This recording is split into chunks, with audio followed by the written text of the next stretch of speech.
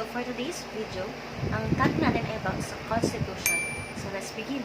Constitution is a set of fundamental principles or established precedents according to which a state or other organization is governed.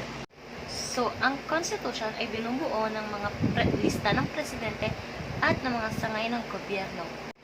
The Constitution of the Philippines, the supreme law of the Republic of the Philippines, has been in effect since 1987. There were only 3 constitutions that have been effectively governed the country. First is the 1935 Commonwealth Constitution and 1973 Constitution, the 1986 Freedom Constitution. So let's begin with the 1897 Constitution of Biak na Bato. Constitution of Biak na Bato was the provisionary constitution of the Philippine Republic during the Philippine Revolution and was promulgated by the Philippine Revolutionary Government on November 1, 1897. This constitution was never fully implemented, but it took for only 2 years. The executive power resided in the president.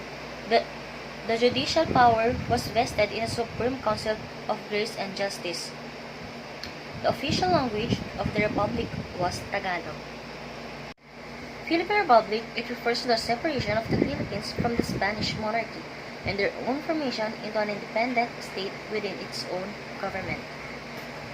So, ang Philippine Republic, ito yung separasyon ng Philippines sa Spain monarchy. At ito ang nagpapakita ng may independent ang Pilipinas at may kanyang sariling gobyerno. 1899, Malolos Constitution. Together with the Declaration of Philippine Independence on June 12, 1898, the First Philippine Republic was formed.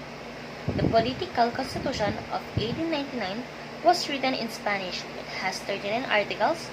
It was patterned after the Spanish Constitution of 1812. Executive power was vested in the President that serves a term of 4 years. Legislative power was vested in Assembly of Representatives. Judicial powers were given to the Supreme Court and other law courts to be created by law. The Chief Justice of the Supreme Court was to be elected by the legislature with the concurrency of the President and his cabinet. 1935, the Commonwealth Constitution. So dito, kapag-uusapan natin ang Treaty of Paris. The Philippines was subject to the power of the United States. The signing of this treaty ended the Spanish-American War. In this treaty, Spain received a compensation of $20 million from the United States. So, Treaty of Paris. Bakit naging Treaty of Paris to? So, dito sa Paris, doon sila nagkaroon ng kasunduan, doon sila pirma-pirmahan sa Paris na ganap ito. Kaya ito ay natawag na Treaty of Paris. There were 2 acts passed by the United States Congress. First is the Philippine Organic Act of 1902 and the Philippine Autonomy Act of 1916. The Philippine Organic Act of 1902, the first organic law for the Philippine Islands that provide for the creation of popularly elected Philippine Assembly. The Philippine Autonomy Act of 1916, commonly referred as Jones Law. It modified the structure of Philippine government by removing the Philippine Commission by replacing it with Senate. It was also this act that asked the U.S. to end their sovereignty over the Philippines and to recognize the Philippine independence. By 1932, the Hair Horse Cutting Act was passed promising the granting of the independence of the Filipinos. By 1934, the Constitutional Convention was led by Claro M. Recto. The Constitution created the Commonwealth of the Philippines that governed the Philippines from 1935 to 1946. 1973, Constitutional Authoritarianism.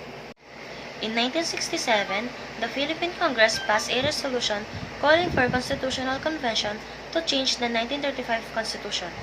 The president then was Ferdinand E. Marcos, elected 2 years earlier.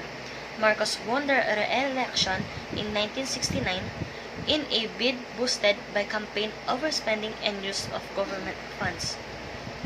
At sa konstitusyong ito, dapat ipapakilala ang parlamentarong pamumuno sa mga gobyerno. At ito ay ang kanilang kapangyarihan ay nabigyan ng unicameral National Assembly kung saan ang mga elektado ay mamumuno ng 6 na taong termino.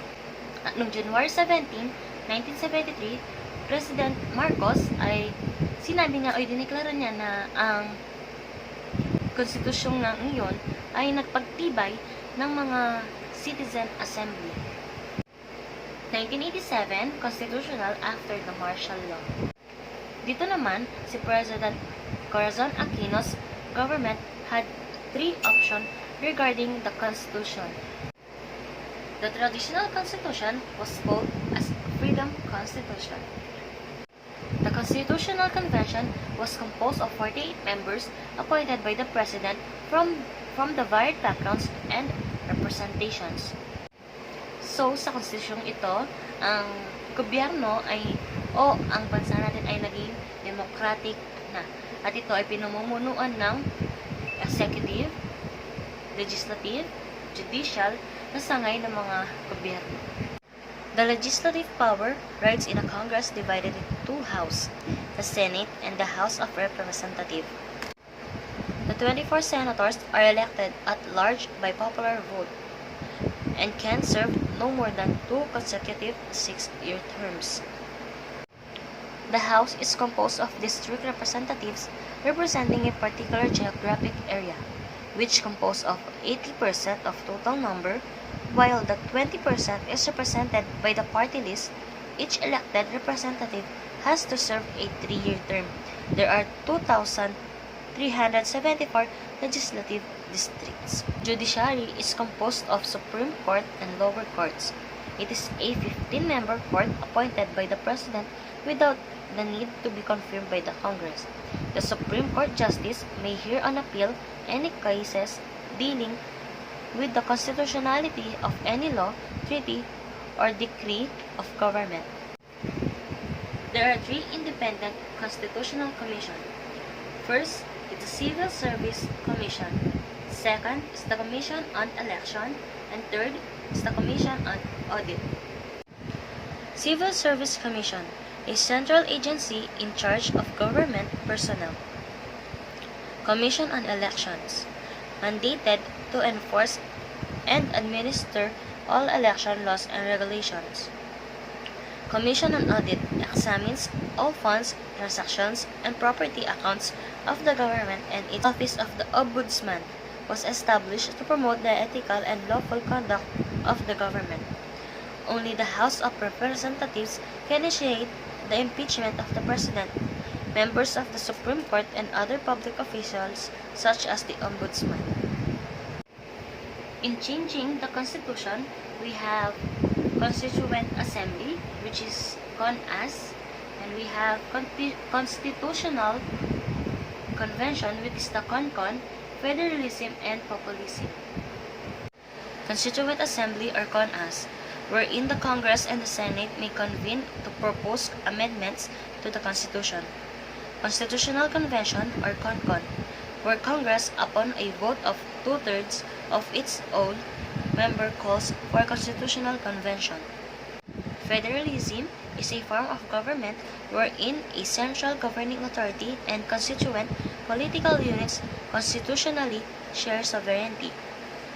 Populism, political program or movement that champions the common person, usually by favorable contrast with an elite. So that's it, guys. Thank you for today. Bye!